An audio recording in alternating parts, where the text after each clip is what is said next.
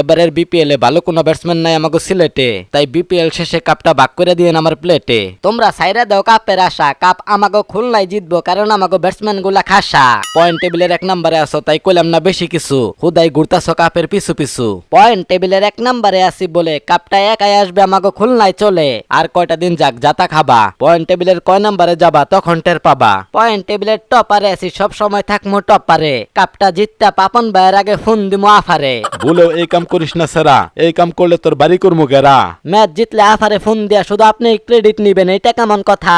আমরা ফোন দিতে চাইলে কেন শুরু হয় আপনার মাথা ব্যথা? তোরা ফোন দিলে আপা রাগ করবে, পরে এর জন্য আমারে ধরবে। থাক, আর কোনোদিন চাইমু না আফারে দিতে ফোন। যদি চাই ওই দিন আপনি আমারে কইরা ফেলায়েন খুন। এই তো বুদ্ধিমান ছেলের মতো কথা কইছিস এক খান। দাওয়াত রইলো, বাড়িতে ইয়া খাইয়া যাস পান। পান খাই না, আমি বিড়ি খাই। আপনি থাকেন, আমি বিড়ি কিনতে যাই। পোলাই পান দিন দিন হয়ে যাইতেছে নষ্ট, খালি বিড়ি খায়, প্রেমিকে একটু দিলেই কষ্ট। এবারের বিপিএল এ কাপটা আসবে আমাকে কুমিল্লায়, বাকি দলগুলা হুদাই চিল্লায়। আমার দলের নাম চট্টগ্রাম, ওভার কনফিডেন্স লিটন ভাইয়ের একটা ব্যারাম।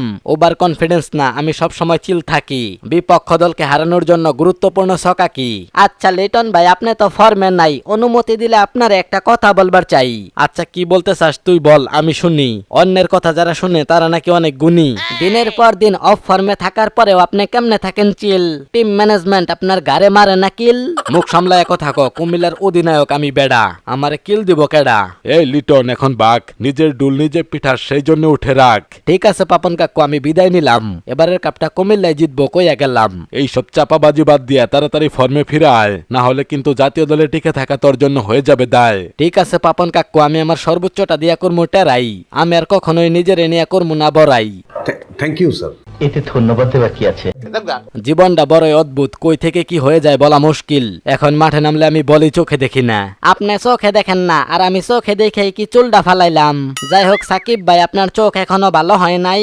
ওষুধ পাতি খাইতেছি, দেখা যাক কি হয়। তবে পরের ম্যাচে ব্যাটিং এ নাইমা চোখ বন্ধ করে ব্যাট চালামু। চোখ খোলা রাইখা ব্যাট চালাই এই রান পাই না, আপনি চোখ বন্ধ রাইখা ব্যাট চালাইলে কেমনে রান পাইবেন?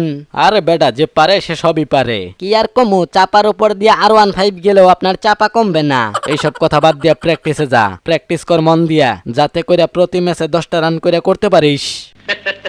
সবার অঙ্ক মিলে, কিন্তু আমার অঙ্ক মিলে না। গত বিপিএল এ মেহেদী মিরাজ দুর্দান্ত খেললো, কিন্তু এবার তো পোতাইয়া গেছে। কেবল তো গেল 4টা ম্যাচ, সময় মতো আমি ঠিকই জ্বলে উঠমু। আচ্ছা, তোর দলের নাম যেন কি? আমার দলের ক্যাপ্টেন তামিম ইকবাল খান। আমি জিজ্ঞাসা করছি তোর দলের নাম কি? আমাদের দলে আছে হার্ড হিটার ব্যাটসম্যান সৌম্য সরকার। আরে বোকা, আমি জিজ্ঞাসা করছি এবারের বিপিএল এ তুই কোন দলের হইয়া খেলতাছস? আমি এবার বাংলাদেশ প্রিমিয়ার লিগ বিপিএল এ খেলতাছি। বুঝতাছি না, তুই কি আমার লগে মজা করতাছস নাকি ঠাট্টা মস্করা করতাছস? আপনি মুরব্বী মানুষ, আপনার লগে ঠাট্টা মস্করা করমু কেন? তবে সত্যি কথা বলতে আপনি যেটা মনে করছেন ওইটাই। আগের বিপিএল এ কি দুর্দান্ত খেললাম, এবারের বিপিএল এ তো রানই পাচ্ছি না। রান পাচ্ছ না সেটা বড় কথা না, বড় কথা হচ্ছে তোমার সাথে তুমি নুরুলকে নিয়ে আইছো কেন?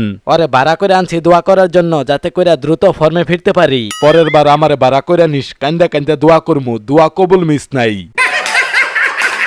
তো যাই হোক গায়েস, সবার পক্ষ থেকে আমি বিদায় নিচ্ছি, ইমরুল কায়েস।